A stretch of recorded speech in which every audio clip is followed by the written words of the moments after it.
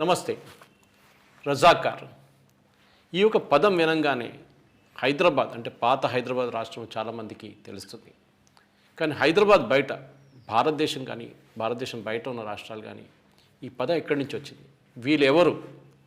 ఎందుకంటే హైదరాబాద్లో ఉన్న చాలామందికి ఇప్పుడున్న ప్రజలకు కూడా చాలామందికి అర్థం కాదు. ఎస్పెషల్లీ యంగ్ జనరేషన్కి వీళ్ళు ఎక్కడి నుంచి వచ్చారు, ఏం చేశారు, ఈ పదం ఎక్కడి నుంచి వచ్చిందని అసలు వాళ్ళకేం తెలియదు. కానీ మార్చ్ 15 తారీఖు ఈ రజాకార్ ఒక సినిమా లాగా మన దగ్గర రిలీజ్ కాబోతుంది. చాలామంది దాని ట్రైలర్ని చూసుంటారు. చాలా భాషల్లో ఉన్నాయి, మరాఠీ, మలయాళం, తమిళ్, హిందీ, తెలుగు.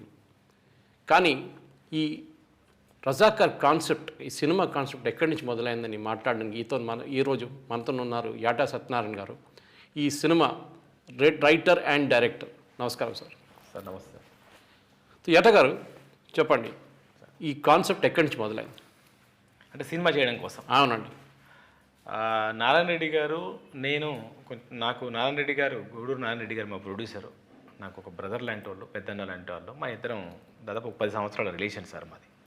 ఎప్పుడు కూడా సినిమా చేయాలన్న ఆలోచన ఆయన్ని సినిమాల్లో ఫీల్డ్కి లాగాలని నాకు కానీ లేదు. కానీ ఒకానొక సందర్భంలో ఆయనకే ఒక ఆలోచన వచ్చింది. అవును, మన ప్రాంతంలో ఇంత పెద్ద హిస్టరీ ఉంది కదా, రజాకార్ వ్యవస్థని ఎవరు బయట చెప్పలేకపోయారు కదా, నిజాం నిరంకుశ పాలన గురించి మాట్లాడిన వాళ్ళే కానీ చూపించిన వాళ్ళు ఎవరు లేరు కదా, మనం చేయొచ్చు కదా. నాకు ఆలోచన వచ్చింది. ఆయనకు వచ్చినప్పుడు నేనే ఒక రకంగా అతన్ని వెనక్కి, వద్దు సార్, అంత మనం వర్కౌట్ చేయలేము. ఎందుకంటే ఆ నిజాం పాలన మీద, రజాకార్ వ్యవస్థ మీద పోరాట యోధులు రకరకాల గ్రూప్స్లో ఉన్నారు సార్. ఎక్కడి నుంచి తీసుకుంటాం, ఎలా వెళ్తాం, ఇవన్నీ ఉంటాయి. దానికి తోడు బడ్జెట్. ఇంకోటి, ఇప్పుడు ఇది ఏంటంటే కమర్షియల్ యుగంలో ఒక హీరో ఓరియంటెడ్ సినిమాలే ఎక్కువ మార్కెట్లోకి వెళ్ళిపోతాయి. ఏదన్నా హీరోని చూపించాలి. అయితే ఒక హీరోని చూపిస్తే ఏమవుతుందంటే ఒక హీరో స్టోరీ అవుతుంది, ఒక వ్యక్తి స్టోరీ అవుతుంది. అది మళ్ళీ నిజమైన హిస్టరీని చూపించలేము. ఇన్ని రకాల ప్రాబ్లమ్స్ ఉంటాయి సార్. నేను వద్దు అని చాలాసార్లు ఇంకా నేను దాటేసుకుంటూ వచ్చా. ఒకనొక టైంలో ఆయన టక్కున ఫోన్ చేశారు. ఒక 6 నెలల తర్వాత, ఇదంతా జరిగిన ఒక 6 నెలల తర్వాత ఫోన్ చేసి, నేను తిరుపతిలో ఏడుకొండల వెంకటేశ్వర స్వామి ఎదురుగా నిల్చొని మాట్లాడుతున్నాను, గర్భగుడి ఎదురుగా, రజాకార్ సినిమా మనం చేస్తున్నాం. సార్ అదే అంటే పర్వాలేదు, నువ్వు ఏదేమైనా మనం ఆ సినిమా చేస్తూ ఉన్నాం. నేను వచ్చేలోపు టైటిల్ రిజిస్ట్రేషన్ అయిపోవాలి, బ్యానర్ రిజిస్ట్రేషన్ అయిపోవాలి, నువ్వు ఏం చేస్తావు వచ్చి ఇంకా నువ్వు అన్ని వర్క్స్ వదిలేసి దాంట్లోకి వెళ్ళిపోనాను. ఓకే సార్, మీరంత కాన్ఫిడెంట్గా ఉంటే నాకు అభ్యంతరమే లేదు అని నేను చెప్పాను. ఆ విధంగా ఇద్దరం అనుకున్న తర్వాత ఇక్కడికి వచ్చిన తర్వాత మళ్ళీ కథ ఎలా తీసుకుందాం ఏంటని నేను ఒక ఆలోచనకు వచ్చి ఆయన చెప్పిన తర్వాత గోహేడ్ అన్నారు.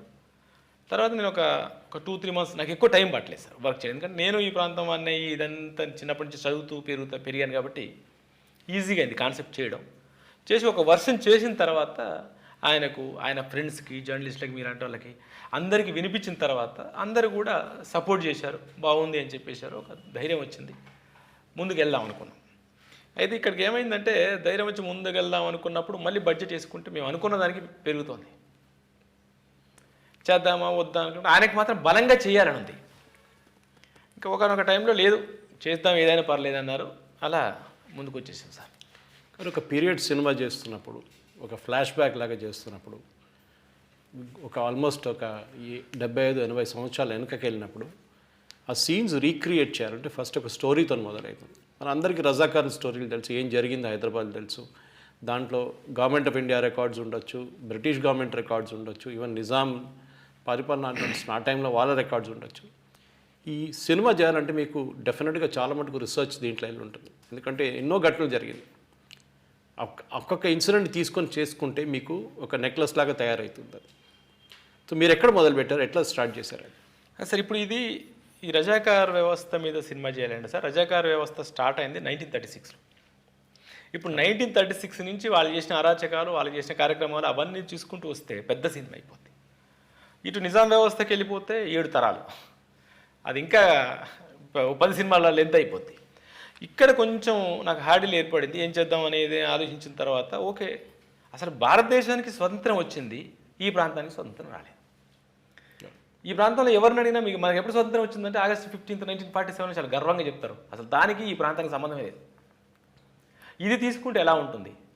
సో ఆగస్టు 15 భారతదేశానికి స్వతంత్రం వచ్చిన పరిస్థితి నుంచి సెప్టెంబర్ 17 హైదరాబాద్ రాజ్యానికి స్వతంత్రం వచ్చి భారత్లో విలీనమైందా, ఈ బిట్వీన్ తీసుకుంటే ఎలా ఉంటుంది అని ఆలోచన వచ్చింది.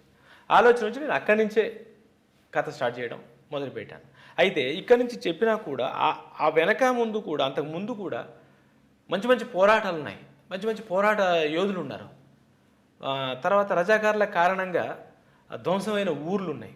ఇవన్నీ చెప్పాల్సి వచ్చినప్పుడు ఎక్కడో ఒకటి చేయాల్సి వస్తుంది. కాబట్టి ఏంటంటే అక్కడక్కడ దీన్ని ఫ్లాష్ బ్యాక్ లాగా లీడ్ తీసుకొని ఉన్న క్యారెక్టర్స్తో ఆ గతాన్ని ఓకే సో అండ్ సో ఇయర్లో ఇది జరిగింది, సో అండ్ సో ఇయర్లో ఈ పోరాటం జరిగింది, సో అండ్ సో ఇయర్లో ఇది జరిగిందని చెప్పడానికి అందులో మధ్యలో ఇప్పుడు మీరు నెక్లెస్ లాగా అవి ఇన్సర్ట్ చేసుకుంటూ వచ్చాను. ఇంకోటి ఏంటి సార్ అంటే ఈ కథని ఈ ప్రాంత ప్రజలందరికీ ఓన్ చేసుకునే అవకాశం కల్పించాలి. కాబట్టి ఇది 16 జిల్లాల కథ, 3 ప్రాంతాల కథ, అంటే కర్ణాటక, మహారాష్ట్ర, తెలంగాణ.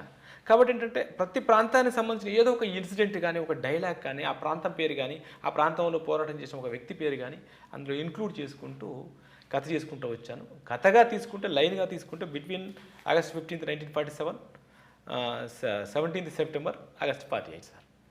మీకు ఒక స్టోరీ, ఒక డెడ్ లైన్ ఒకటి ఉంటుంది, ఇంకోటి బడ్జెట్ కన్స్ట్రైంట్ ఉంటుంది ఒకటి. ఈ రెండింటి నడిమిట్లో 100 కోట్లు 200 కోట్లు ఉంటే ఎవరైనా పెద్ద మంచి సినిమా తీయవచ్చు, దానికి పెద్ద ప్రాబ్లం ఏం లేదు, పెద్ద పెద్ద సెట్లు వేయవచ్చు. కానీ మీరు చాలా మటుకు న్యాచురల్ ఎక్కడెక్కడో పల్లెటూరులో వెళ్ళి షూట్ చేశారు, సీన్స్ రీక్రియేట్ చేశారు, చాలా మటుకు విఎఫ్ఎక్స్ లాంటి ఎఫెక్ట్ కూడా వాడుకున్నారు.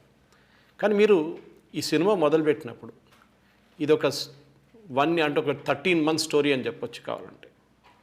అది 13 months స్టోరీలో చాలా మటుకు ఇన్సిడెంట్స్ మీకు ఒక్కొక్క టైంలో ఒక మారల్ డైలమా వచ్చి ఉంటుంది. ఇది తీసుకోవాలన్నా వద్దా, ఈ సీన్ పెట్టాలన్నా వద్దా, ఈ ఇన్సిడెంట్ పెట్టాలన్నా వద్దా. సో అట్లాంటి ఒక ఒక ఏం చెప్పాలి, ఒక డెడ్ లైన్ వచ్చినప్పుడు, ఒక మెంటల్ బ్లాక్ వచ్చినప్పుడు మీరు దాన్ని, ఎందుకంటే చాలామంది అనుకుంటే సినిమా వచ్చిన తర్వాత కూడా, ఇప్పుడు రిలీజ్ అయిన తర్వాత చాలామంది మీ దగ్గరకు వచ్చి అంటారు, మా ఊర్లో జరిగింది, మా తాతగారు దీంట్లో ఇన్వాల్వ్ ఉన్నారు, మీరు తీసుకోలేదు కదా అని చెప్పి చాలామంది వస్తారు. బహుశా ఈ ట్రైలర్ బయటకు వచ్చిన తర్వాత కూడా, పోస్టర్ బయటకు వచ్చిన తర్వాత, ట్రైలర్ బయటకు వచ్చిన తర్వాత చాలామంది మిమ్మల్ని ఫోన్ చేస్తానో కలిసి ఉంటారు కదా అనుకుంటాను నేను. బహుశా ఇది ఇంక్లూడ్ చేస్తే బాగుంటుంది. కానీ ఇప్పుడు సినిమా అయితే తయారైపోయింది, రిలీజ్ కావడానికి ఆల్మోస్ట్ రెడీ. అట్లాంటి పరిస్థితుల్లో మీరు దీన్ని, ఈ సీన్స్ని వాడుకున్నప్పుడు దాని ప్రయారిటీ ఎట్లా తీసుకున్నారు? ఏ ప్రయారిటీ మీద మీరు డిసైడ్ చేశారు, this is going to be there, ఇది ఉండదు అని ఎట్లా డిసైడ్ చేశారు? ఇప్పుడు నేను ఎప్పుడైతే ఆగస్ట్ 15 to సెప్టెంబర్ 17 మధ్యలో కథ అనుకున్నాను సార్, ఆ చెప్తున్న కథలో ఆ సందర్భాన్ని ప్రకారం అంటే ఏ కథ తీసుకుని ఒక ప్లే చేయాల్సిందే, ఆ ప్లే ఆర్డర్లో తీసుకెళ్ళాలి. మామూలు మనిషికి కూడా ఇది అర్థం కావాలి. ఎంత పెద్ద హిస్టరీ చెప్పినా కూడా, కామన్ రిక్షా పుల్లర్ కూడా సినిమా అర్థం కావాలి, ఇంత పెద్ద హిస్టరీ చెప్తున్నప్పుడు అర్థం కావాలి. అందులో తీసుకుంటూ వెళ్ళినప్పుడు సార్ నాకు తెలిసినా కూడా, అరే ఈ హిస్టరీ ఉంటే బాగుండే, ఇతను చాలా బాగా ఫైట్ చేశాడని నాకే అనిపించినవి కూడా నేను తీసుకోలేకపోయాను. కొన్ని ఊర్లకు తగలబడ్డవి చాలా ఉన్నాయి, అవి నేను తీసుకోలేకపోయాను. నాకు ప్లేలో ఎంతవరకు ఇన్సర్ట్ అవుద్దో అది మాత్రమే తీసుకుంటూ వెళ్ళిన తర్వాత ఫస్ట్ పోస్టర్ ఎప్పుడైతే రిలీజ్ చేశానో సార్, ఆ రిలీజ్ చేసినప్పుడు నన్ను చాలామంది వచ్చి కలిసారు. అసలు వాళ్ళకి అడ్రస్ ఎలా దొరికింది, నా ఆఫీస్ ఎలా తెలిసింది, నేను ఉన్నాను ఎలా తెలిసిందో నాకు తెలియదు. తీసుకొచ్చి ఇక ఒక అమ్మాయి అయితే ఇక్కడ జాబ్ చేస్తుంది. ఆ అమ్మాయి ఇంత పెద్ద ఫైల్ పట్టుకొని తిరుగుతుంది. ఆ అమ్మాయి అంటే తను జాబ్ కోసం తిరిగితే ఎలా తిరుగుతుందో, వాళ్ళ తాతయ్య వరంగల్ ఏరియాలో రజాకారుల మీద ఫైట్ చేసి ఒక వీరమరణం పొందిన వ్యక్తి.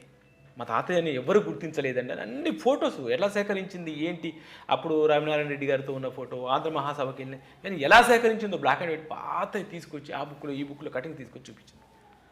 నేను ఇంకేం చెప్పలేకపోయాయో, సారీ అమ్మ నేనేం చేయలేను ఈ పరిస్థితి అని. కొంచెం ఇప్పుడు సమాజంలో కొంచెం పేరున్న వాళ్ళు కూడా మా తాత ఇలా చేశారు అలా చేశారు. ఇప్పుడు నాకు కూడా సార్, నా పక్కకే నల్గొండ జిల్లాలో నా పక్కకే పోరాటం చేసిన వ్యక్తిని వదిలేసి మెదక్లో ఇంకొక దగ్గర పోరాటం చేసిన అతన్ని తీసుకున్నాను నేను. అది వాళ్ళ తల్లిదండ్రులకు కూడా తెలియదు, వాళ్ళ పిల్లలకు కూడా తెలియదు ఆయన తీసుకుంటున్నానని. కానీ తర్వాత వాళ్ళ కోసం ఎంక్వైరీ చేసి రీసెర్చ్ చేసి వాళ్ళని కలిసి తీసుకోవాల్సి. ఈ విధంగా అంటే నేను ఏమంటానంటే, నా సినిమా చూసిన తర్వాత 98% పీపుల్ డిసప్పాయింట్ అవుతారు సార్. ఎందుకంటే వాళ్ళకి సంబంధించిన ఊర్లు ఉంటాయి, త్యాగమూర్తులు ఉంటారు, వాళ్ళ ఫోర్ ఫాదర్స్ ఉంటారు, వాళ్ళ ఫ్రెండ్స్కి సంబంధించిన వీళ్ళు ఉంటారు, వీళ్ళందరూ మిస్ అయిపోతారు. అలా వస్తుందేమని వాళ్ళందరికీ నేను సారీ చెప్పడం తప్ప ఏం చేయలేను సార్. అంటే చాలా పెద్ద క్యాన్వాస్ అన్నమాట. ఎందుకంటే ఇది చేసుకుంటూ వెళ్తే ఆల్మోస్ట్ ఒక ఓటీటీ ప్లాట్ఫామ్లో ఒక మినీ సిరీస్ లాగా తీసుకొచ్చి దీన్ని బహుశా సినిమా రిలీజ్ అయిన తర్వాత గూడూరు నారాయణ రెడ్డి గారిని మీరు గారండి ఇది ఆలోచించి డెఫినెట్గా చేయాల్సింది. ఎందుకంటే నేను అనుకుంటాను, ఒక రిటర్న్ రికార్డ్ లేనప్పుడు చాలామంది వాళ్ళ పుస్తకాలు రాసుకున్నారు.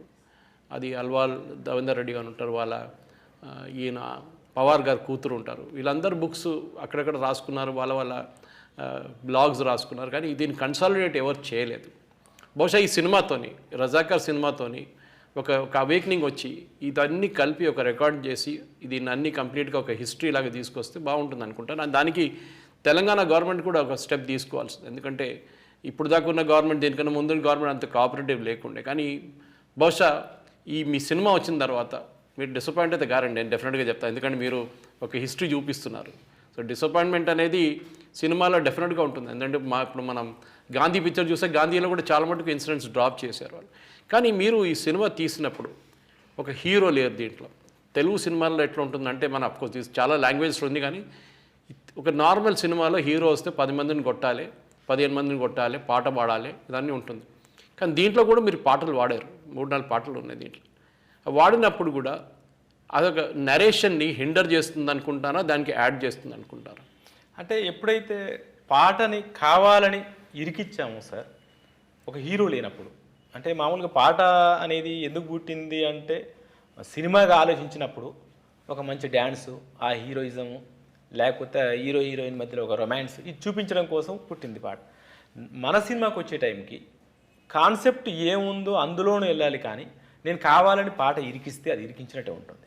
అట్ ది సేమ్ టైం మీరు అడగొచ్చు, ఇది ఒక తెలంగాణ సాంప్రదాయానికి సంబంధించింది కాబట్టి తెలంగాణలో జానపదాలు చాలా ఉంటాయి, సాహిత్యం చాలా ఉంటుంది, పాటలు చాలా ఉంటాయి, కావాలని ఆ పాట పెట్టొచ్చు కదా అనిపిస్తుంది. ఆ పాట ఇండివిజువల్గా విన్నప్పుడు, ఆడియో రికార్డ్ చేసినప్పుడు, ఆడియో రిలీజ్ చేసినప్పుడు అరే భలే మంచి పాటలు పెట్టాను అనిపిస్తుంది. కానీ థియేటర్కి వచ్చి కూర్చున్నాక ఆ పాట అడ్డం వస్తుంది, పంటి కింద రాయలేకపోతుంది. ఎప్పుడైతే నేను ఏ ఎమోషన్తో అయితే తీసుకెళ్తున్నానో ఆ ఎమోషన్లో ఎక్కడైతే ఒక సాహిత్యం ఇంక్లూడ్ అవుద్దో దాన్ని నేను ఇన్సర్ట్ చేయగలను. అలానే నేను ఒక 3 పాటలు చేశాను. సినిమా కాపీ మొత్తం రెడీ అయినాక ఒక పాట చేస్తే, అంటే స్టార్టింగ్లో నాకు అది ఉంది, అది నేను ఒక దగ్గర పెట్టాలనుకుంటున్నాను. బట్ సినిమా మొత్తం అయ్యిందాక నాకు అది అవసరం లేదు. తర్వాత మొత్తం అయిన తర్వాత మా ప్రొడ్యూసర్ గారికి, సార్ ఈ పాట నేను ముందు నుంచి చెప్తున్నాను, ఇది కావాలనిపిస్తుంది, మళ్ళీ ఒకసారి మీరు ఆలోచించండి, గో హెడ్ అన్నారు ఆయన. అలా ఇప్పటికీ రిలీజ్ చేయని ఒక పాట ఉంది, అది చాలామందికి మంచి సర్ప్రైజ్ లాగా ఉంటుంది. అట్లా నేను పాటలు ఇంక్లూడ్ చేశాను సార్.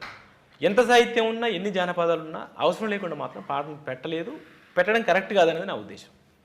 మీరు ఈ సినిమా షూట్ చేస్తున్నాడు, లొకేషన్ వుడ్ హ్యావ్ బిన్ ఒక పెద్ద ఫ్యాక్టర్ ఉంటుంది డెఫినెట్గా. ఎందుకంటే మనకు పీరియడ్ ఫిలిం షూట్ చేస్తున్నాడు, పైనుంచి ఎలక్ట్రిసిటీ వైరో, పక్కన ఉన్న ఒక వాటర్ ట్యాంకో, ఏదైనా ఆకాశంలో వెళ్తున్న ఒక ప్లేన్ కూడా రావచ్చు దాంట్లో చాలా మటుకు. సో చిన్న బడ్జెట్తో చేస్తున్న సినిమాలకి పెద్ద పెద్ద సెట్లు పెట్టలేము మనం దీని గురించి మాట్లాడాం కూడా. అట్లాంటి పరిస్థితుల్లో మీరు లొకేషన్ డిసైడ్ చేస్తున్నప్పుడు, షూట్ చేస్తున్నప్పుడు మీకు చాలా మటుకు అక్కడ ఒక మారల్ డైలమా ఉంటుంది, ఇంత ఖర్చు పెట్టాలన్నా వద్దా అనేది. సో మీరు ఎట్లా డిసైడ్ చేశారు, ఎట్లా దాన్ని ఓవర్కమ్ చేశారు? మామూలుగా ఏంటి సార్ అంటే, మేము ఒక ఫస్ట్ ఈ లైన్ అనుకున్న తర్వాత సడన్ బడ్జెట్లో చేద్దాం అనుకున్నప్పుడు రియల్ విలేజెస్కి వెళ్దాము, ఏదైనా కొంచెం ట్రైబల్ ఏరియాస్కి, అర్బన్ ఏరియాస్, రూరల్గా వెళ్ళిపోతే విలేజెస్ ఉంటాయి, మనకు ప్రాబ్లం లేదనుకున్నాం సార్. అనుకొని ఆదిలాబాదు, నిజామాబాదు అక్కడ వెళ్ళాం. ఎంత చిన్న తండా అయినా సార్, ఏదో స్లాబ్ వేసి ఉండడము, లేదా ఒక వాటర్ ట్యాంక్ ఉండడము, లేదా మీరు ఇప్పుడు పవర్ లైన్స్ ఉండడము, లేకపోతే ఈ రేకులు ఉండడము, ఏదో ఒకటి మిక్స్ అయి ఉంటున్నాయి, లేదా ప్లాస్టిక్ సంబంధించిన ఏదో ఉండడము. ఇక్కడ ఎక్కడ పోయినా చాలా ఊర్లో వెతికాం, ఎక్కడ పోయినా ఈ ప్రాబ్లం ఉంది, ఇంకా అవ్వదు అనిపించింది. దీనితో ఏమైపోయిందని గతంలో మీరు అన్నారు కదా, సో అండ్ సో పార్టీ అని, ఏం తీస్తున్నారు ఈ హడావుడు ఒకటి, పని చేయలేకపోవడం, ఇలాంటివి జరుగుతుంది. మాకు అర్థమైపోయి ఇమ్మీడియట్గా ఫిలిం సిటీ షిఫ్ట్ అయిపోయి, ఓకే సో అండ్ సో ఊరు మనం చేయాలి, ఎలా ఉంటుంది. అప్పుడు 1947లో ఆ ఊరు ఇప్పుడు ఎలా ఉంది, ఆ టైంలో ఎలా ఉండే అవకాశం ఉంది. అప్పుడు ఏమన్నా పూరి గుడిసెలు, పెంకుటిన్లు, కుమ్మరి పెంకు అంటారు, ఇవి తప్ప వేరే ఇళ్ళు లేవు. దాన్ని దృష్టిలో పెట్టుకొని మేము ప్లాన్ చేసుకొని మొత్తం ఫిలిం సిటీలోనే సెట్స్ వేసాం. దాదాపు 5 విలేజెస్ వేసాం సార్. దానివల్ల ఏమైందంటే 10 రూపాయలు అనుకున్నది 40 రూపాయలకి వెళ్ళిపోయింది బడ్జెట్. అట్లా పెరిగిపోయింది. ఈ విలేజెస్ సెట్స్ వేయడం, మస్జిద్ సెట్ వేసాం, ఒక వ్యవసాయ బావి చుట్టూ పొలాలతో కూడిన సెట్ వేసాం, తర్వాత పెద్ద బుర్జ్ వేసాం, విలేజెస్, ఇట్లా అన్ని సెట్స్ అన్నీ రీసెర్చ్ చేసి ఇప్పుడు నిజంగా ఆ ఊర్లో ఉన్నామా అనిపించే విధంగా సెట్స్ మొత్తం ఫిలిం సిటీలోనే ప్లాన్ చేసుకున్నాం సార్. అందుకని దీని బడ్జెట్ మారిపోయింది. బడ్జెట్ మారిపోయినప్పుడు డెఫినెట్గా ప్రొడ్యూసర్ మీద కూడా టెన్షన్ ఉంటుంది. పాపం గూడూరు నారాయణ రెడ్డి గారు దీనికి చాలా కష్టపడ్డారు సినిమా కోసం.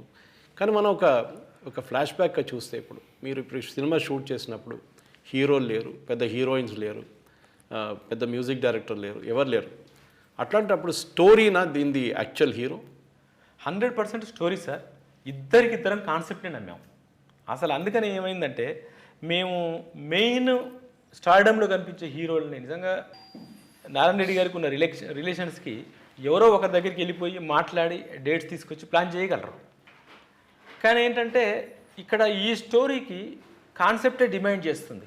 ఇంకోటి ఏంటి సార్ అంటే ఒక ఫైటర్ ఉంటే ఆ ఫైటర్ హావభావాలకు తగ్గట్టుగా ఉన్న ఆర్టిస్ట్ ఉన్నాడు అనుకోండి, ఆ ఆర్టిస్ట్ ఆ ఫైటర్లో పరకాయ ప్రవేశం చేస్తాడు. అప్పుడు న్యాచురల్గా ఉంటుంది. ఎప్పుడైతే కథ హిస్టరీ న్యాచురల్గా చూపించగలిగామో, కాన్సెప్ట్ బాగుంటుందో అదే మమ్మల్ని ముందు తీసుకెళ్తానని నమ్మకం ఉంది సార్. అయితే ఏంటంటే స్టార్టింగ్లో మనం అనుకున్న బడ్జెట్లో తీయడం కోసం మనం ఈ బడ్జెట్లో చేద్దాం అనుకుని మొత్తం షెడ్యూల్ వేసుకొని షూటింగ్ ప్లాన్ చేసిన తర్వాత ఒకరోజు షూటింగ్లో కూర్చుంటే ఆ బడ్జెట్కి తగ్గట్టుగా చేసిన ప్లానింగ్ వల్ల మాకు ఆ రోజు మనసు నచ్చట్లేదు. రెడ్డి గారు నేను పక్క స్క్రీన్ ముందు కూర్చొని మాకు ఏదో మిస్ అవుతున్న ఫీలింగు, తక్కువ అవుతున్న ఫీలింగు, మనమే మన సినిమాని చిన్న చేసుకుంటున్న ఫీలింగ్ అనిపించింది. రెడ్డి గారికి లేదు మన హిస్టరీని మనం తక్కువ చేయకూడదు, పర్ఫెక్ట్గా చూపించాల్సిందే అని అంతకు ముందు రోజు జరిగిన వర్క్ అంతా డిలీట్ చేయించేసి ఒక 6 lakhs 7 lakhs వేస్ట్ అయిపోయినాయి, బుట్టదాగా చేయించేసి మళ్ళీ రీషూట్ చేయించారు. సో అప్పుడు నాకు కూడా ఒక ధైర్యం.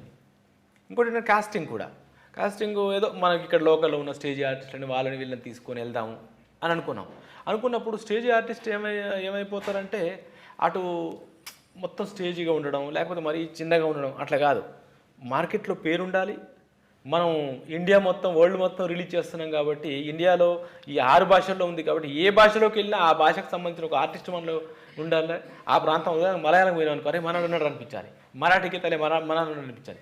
ఇలా ప్లాన్ చేసుకొని ఒక పాన్ ఇండియా మూవీ లాగా ప్లాన్ చేసుకొని ఇంకా అక్కడి నుంచి బడ్జెట్ వెనకాడకుండా ఆయన కష్టాలు ఏదో అటు తిరిగి ఆయన పడుతూ నన్ను ఇటు తోసేసి ఈ పని చేయించారు. కాబట్టే ఈ క్వాలిటీ ప్రాజెక్ట్ వచ్చింది. అప్పుడు మీరు ఈ సినిమా మనం ఎప్పుడు చూసాం గాంధీ లాంటి కానీ కశ్మీర్ ఫైల్స్ లాంటిది చాలా మటుకు స్టోరీస్లో పీరియడ్ మూవీస్కి వెళ్తున్నప్పుడు ఒక 30 సంవత్సరానికి వెళ్తున్నప్పుడు మీరు చెప్పినట్లు ఖర్చులు ఎక్కువ ఉంటుంది. రీసెంట్ మూవీస్ అంటే మనం డైరెక్ట్గా షూట్ చేసుకో. కానీ మీకు ఈ రీసెంట్ ఒక లాస్ట్ 10 సంవత్సరాలు వచ్చిన ఏదైనా సినిమా మిమ్మల్ని మోటివేట్ చేసిందా ఈ సినిమా డైరెక్ట్ చేయడానికి? చేసింది సార్. అంటే ఈ సబ్జెక్ట్ చేసుకున్నప్పుడు, ఈ సినిమా చేసుకున్నప్పుడు ఈ కాన్సెప్ట్ తప్ప మాకు ఏ సినిమాలు మా మైండ్లో లేవు. మన చరిత్రని మనం చెప్పాల్సిందే అనేదే ఆలోచన. అయితే స్క్రిప్ట్ మొత్తం చేసుకున్నాక మేము 8 అనుకున్నది 16కి వెళ్తుంది అనిపించింది. 8 అనేది దిగాము, అది 16కి వెళ్తుంది అనిపించింది. అప్పుడు కొంచెం ఆలోచనలో పడ్డాం.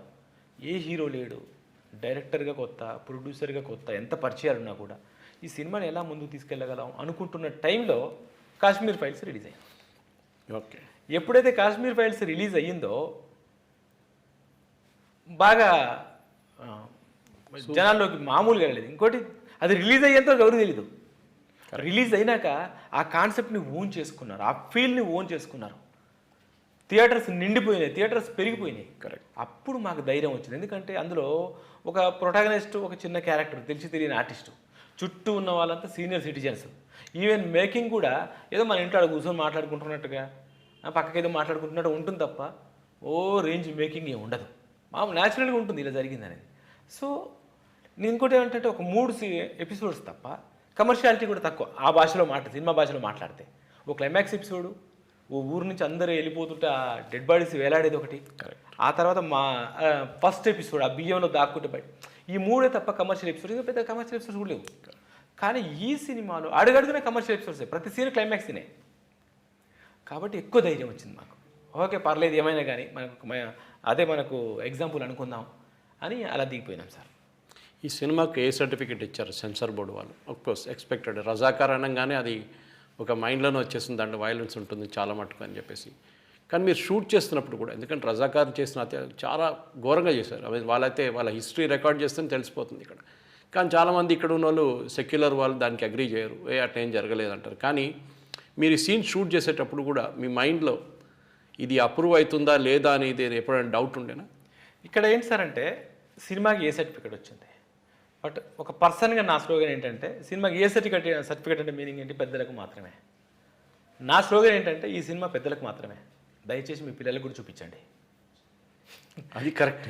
ఎందుకంటే హిస్టరీ తెలియాలి. మన చిన్నప్పటి నుంచి హిస్టరీ బుక్ ఉంది కదా.